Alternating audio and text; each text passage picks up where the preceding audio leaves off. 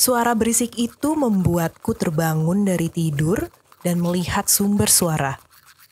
Tapi sebelum melihat, aku tahu kalau itu suara orang yang lagi sikat gigi. Dalam hatiku, ih, gerakannya kasar. Siapa sih yang punya gestur kayak gitu? Itulah yang terlintas dalam benakku sekilas. Tapi ketika sadar kalau enggak ada orang lain selain aku dan suamiku di dalam rumah ini, pertanyaan itu berakhir di pikiranku saja. Ayah udah pulang? Begitulah kira-kira pikiranku. Aku lihat jam digital yang berpendar hijau di meja sudut kamar. Pukul 11 malam. Lalu dengan hati-hati, aku berjalan menuju sumber suara. Cuma mau memastikan bahwa apa yang dipikiranku tidak keliru. Ketika aku sampai di kamar mandi, aku lihat pintunya terbuka dan ada wujud pria yang sedang menggosok gigi dengan gerakan yang terburu-buru. Pria itu memunggungiku, sehingga aku tidak bisa mengenali wajah itu dengan jelas. Bisa rontok gigimu nanti sayang, kataku tanpa memastikan identitas pria di depanku. Tanpa menoleh, pria yang aku ajak bicara itu meludah ke wastafel dan berkumur, sebagai tanda kalau kegiatannya telah selesai. Sekilas, pria itu terlihat terburu-buru dan sedikit panik. Pemandangan enggak seperti biasanya. Tapi lagi-lagi semua detail yang terlihat aneh itu terabaikan olehku, yang masih yakin kalau pria itu adalah suamiku tercinta.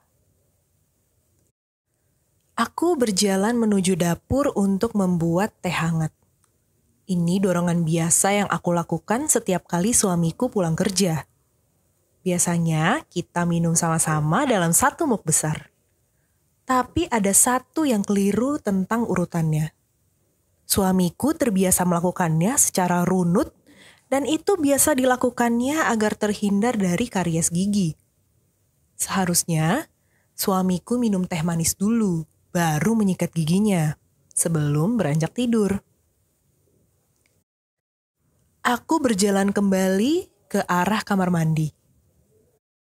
Soalnya aku mau tanya dulu, sekaligus memastikan kalau teh itu akan jadi aku buat atau enggak. Tapi yang aku dapetin, suasananya jadi sepi. Suara berisik yang mengganggu tidurku sudah enggak ada lagi.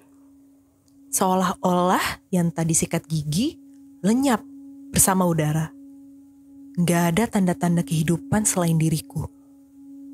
Kini, langkah kakiku terdengar jelas. Nafas dan suara jantungku sendiri bisa aku rasakan. Sesampainya di kamar mandi, aku gak lihat siapa-siapa di sana. Saat itulah aku ngerasain sensasi ambigu tentang keberadaan yang aku lihat sendiri. Ini mimpi atau setengah sadar kalau yang aku lihat barusan adalah suamiku.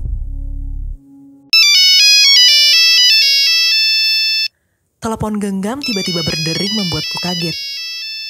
Astaga Dragon! Aku kaget aja gitu sama sesuatu yang biasa. Dalam hatiku kesal. Siapa sih yang nelpon malam-malam? Aku ambil telepon genggamku di kamar, persis di atas meja sudut. Saat melihat layar, saat itulah aku kaget untuk kedua kalinya. Dalam hatiku, ini adalah nomor telepon suamiku. Aneh. Kalau memang suamiku sudah pulang ke rumah, untuk apa dia repot-repot menelepon? Ini tidak lucu jika suamiku bermaksud ngeprank. Lama aku menimbang, akhirnya aku angkat juga Nokiaku ke telinga sebelah kanan. Aku kira kamu udah tidur sayang. Hampir aja mau tutup teleponnya. Aku langsung nengok ke belakang melihat ke arah kamar mandi. Aku merasa ada seseorang yang sedang mengawasi, tapi nggak ada siapa-siapa di sana. Halo? Ya, halo? Halo? Ya, halo sayang. Bisa denger nggak? Aku sampai rumah sekitar 15 menit lagi deh. Kemarin kan aku udah bilang, Kalau minggu-minggu ini Pulang aku... cepetan, pulang. Aku tunggu di luar. Halo, sayang. Ada apa ya? Ada orang di rumah. Aku pikir itu ayah. Cepet ya. Maksudnya? Kita bicara nanti. Sekarang cepet pulang. Oke. Aku langsung keluar dari rumahku sambil nunggu suamiku di halaman depan. Sekitar 15 menit menunggu, mobil Ford warna silver datang dan aku bukakan pintu gerbang. Syukurlah ayah sudah datang. Lirihku setengah ketakutan. Iya, ada apa sih sayang? Aku melihat seseorang dalam rumah, aku pikir itu kamu. Beneran, kamu gak salah lihat? Apa hantu? Beneran, pria. Tapi aku gak yakin itu hantu atau bukan. Tapi aku lihat jelas banget, aku melihat orang. Pria, tapi gak tahu siapa. Jangan bercanda kan gak ada siapa-siapa di rumah ini. Kamu ngelindur kali. Aku melihatnya, dia di kamar mandi. Dan dia lagi gosok gigi, aku pikir itu kamu. Jelas banget aku lihatnya. Aku melihat suamiku udah gak bisa cengar-cengir lagi setelah melihat ekspresiku yang ketakutan seperti melihat hantu. Aku merasa sekarang giliran suamiku yang terkaget-kaget dengan apa yang barusan dia dengar. Suamiku itu menguasai diri dan mulai merenungkan kembali tentang pria yang dilihat istrinya. Dia masuk ke dalam rumah sambil membawa kunci setir mobil yang berbahan besi. Apakah suamiku akan menghajar tempurung kepala pria misterius itu? Membayangkan apa yang terjadi membuatku bergidik. Tapi gak perlu waktu lama untuk pastikan di rumah kami tidak ada siapa-siapa. Hari ini aku menilai keberadaan orang yang aku lihat hanya halusinasi saja. Lelah aku.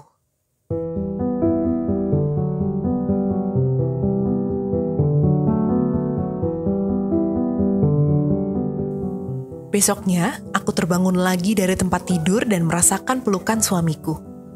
Aku lihat waktu, pukul 11 malam, lalu berjalan menuju kamar mandi di ujung kamar. Setelah selesai, aku dengar telepon genggamnya berbunyi. Suara SMS. Aku mengubah langkah menuju ruang tengah. Aku terkejut bukan main. Pas tahu siapa pemilik nomor telepon. Itu SMS dari suamiku. Pesan singkat itu tertulis, "Sudah tidur belum? Aku pulang sekitar 15 menit lagi." Aku langsung berbalik badan. Pandanganku menjurus ke sosok pria yang sedang tertidur pulas. Kini semua terasa sunyi. Jantungku dak-dikduk dan bayangin yang aneh-aneh tentang wujud orang yang sedang tidur itu muncul begitu saja. Bagaimana jika yang tidur itu bukan suamiku? Tetapi saat selimut aku tarik dengan cepat, kelihatan dengan jelas siapa wujudnya. Itu adalah suamiku. Suamiku juga terkejut karena aku menarik selimutnya dengan kasar. Terlebih lagi aku memandang dia penuh dengan keheranan. Aku bernafas lega, membuat suamiku bertanya-tanya. Ada apa sih? Perasaan cemas dalam hatiku lambat laun hilang, dan bayangan di kepalaku tentang wujud orang lain itu berakhir dalam pikiranku saja. Sekali lagi aku menghela nafas. Enggak, aku berpikir macam-macam, ternyata cuma kamu. Pikir macam-macam apa? Kamu tahu kan, akhir-akhir ini sepertinya ada yang gak beres di rumah kita. Gak beres gimana? Ya, seperti ada orang di rumah ini selain kita. Aku merasakan seperti itu. Gak ada apa-apa sayang. Aku pasti ini di sini gak ada orang selain kita berdua ya. Ayolah, jangan pikir yang aneh-aneh soal hantu lah atau demit. Ya, benar sih. Gara-gara kemarin aku jadi kepikiran yang aneh-aneh. Sekarang cuman gara-gara SMS kamu yang baru masuk aja, aku udah panik. Emang iya ya? Ya udah, jaringan lagi error mungkin, jadi baru masuk itu.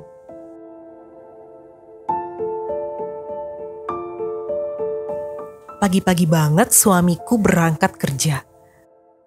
Tapi sebelum berangkat, aku ancam dia untuk tidak pulang larut malam. Usahakan pulang lebih cepat. Aku dituduh oleh suamiku kalau aku masih takut soal pria misterius yang aku lihat itu.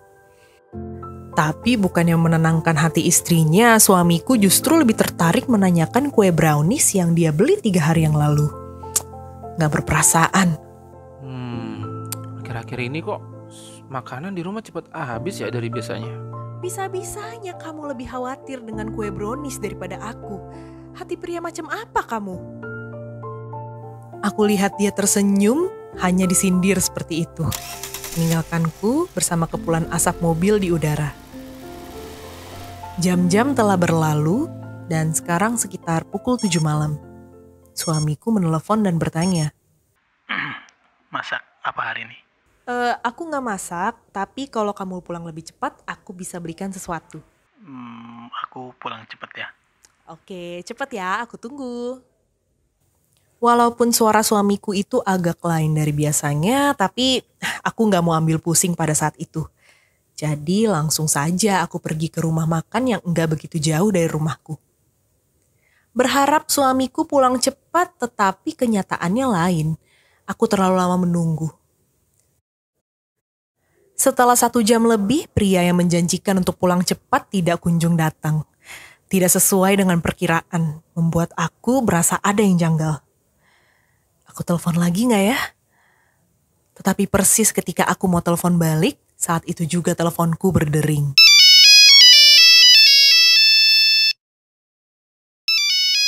Ini nomor kantor suamiku. Aku pencet tombol hijau dan gak buru-buru untuk memulai percakapan. Halo, sayang. Halo? Maaf ya, lagi-lagi aku pulang larut malam. Oh iya, kayaknya HP aku ketinggalan di rumah.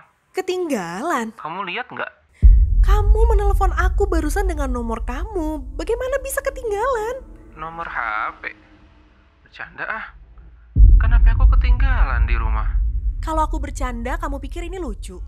Aku akan kirim buktinya kalau kamu mau. Beneran, tadi kamu nelpon aku sekitar 1 atau 2 jam yang lalu dan kamu bilang kalau kamu mau pulang cepat dan kamu menyuruhku untuk segera membeli makanan. Ya makanan apa aja karena kamu bilang mau pulang cepat. Tenang sayang. Jam berapa dia telepon? Ayah coba lacak dia ya. Telepon dari mana? Jam 7, sekitar jam 7. Bisa pulang cepet gak hari ini? Karena aku bener-bener takut sekarang. Iya. Tunggu ya sampai ayah pulang. Perlu waktu sekitar 20 menit untuk mendapat kabar dari suamiku. Dan ia berbicara seperti ini membuat bulu kudukku merinding. Halo, sekarang kamu pergi ke kamar depan dan kunci pintunya. Ingat ya, jangan panik. Pergi dengan tenang, pelan-pelan. Tapi kamu harus langsung kunci pintunya. Aku sendiri bingung. Tapi saat banyak banget pertanyaan di kepalaku, aku mengikuti saja perintahnya. Aku berjalan pelan-pelan ke kamar depan dan mengunci pintu. Selesai. Aku kemudian melapor. Aku udah di kamar depan dan mengunci pintu. Sekarang apa yang harus aku lakukan? Nggak ada. Kamu tunggu aja di dalam sana. Ini ada apa sih sebenarnya? Kau tahu, aku pikir HP-ku hilang atau ketinggalan entah di mana. Apalagi pas kamu bilang ada orang yang nelpon pakai nomorku. Iya, terus? Terus, tadi operator ngelacak nomor teleponku. Dan kamu tahu dia ada di mana? Di mana? Dia ada di rumah kita. Ini artinya... Bisa gak sih kamu cerita tanpa bikin penasaran? Ini artinya kamu benar. Selama ini ada orang di rumah kita. Tanpa kita sendiri tahu di mana orang itu berada. Ya Tuhan. Tiba-tiba saja gagang pintu kamar itu bergerak seperti ada orang yang mau mencoba masuk. Tapi tidak jadi karena sadar bahwa pintunya terkunci dari dalam. Aku bergetar seperti daun, tidak mampu bergerak saking ketakutan. Tidak ada yang bisa aku lakukan sekarang selain menunggu suamiku pulang. Tidak berapa lama pintu itu digedor dan seperti ada energi buas yang mencoba untuk menghancurkannya. Aku duduk di pojok ruangan dan seluruh tubuhku terasa lumpuh seketika. Suara yang menghentak-hentak itu sangat mengganggu sekaligus meruntuhkan nyaliku. Untuk mengurangi gangguan itu, aku menutup telingaku dengan kedua tangan. Dan ketika pintu itu terbuka, saat itulah aku melihat suamiku yang berdiri dengan cemas. Suamiku datang bersama Pak RT dan beberapa tetangga. Ada juga polisi yang mengepung kediaman rumah kami. Aku yang terkurung di dalam kamar selama 1 jam akhirnya keluar dan dikawal oleh polisi dan juga suamiku. Tidak berapa lama aku melihat sendiri ada seorang pria yang tidak pernah kita kenal sebelumnya digiring seperti kambing masuk ke dalam mobil polisi. Itu dia, pria yang selama ini hidup bersama kami. Usia dan penampakannya juga hampir mirip dengan suamiku. Saat ditemui, pria misterius itu bersembunyi di atas plafon rumah kami. Jadi selama ini dia tunawisma, menumpang hidup di rumah bagai benalu. Mengambil makanan, menumpang tidur, dan bahkan sesekali dia tidur bersamaku tanpa aku sadari.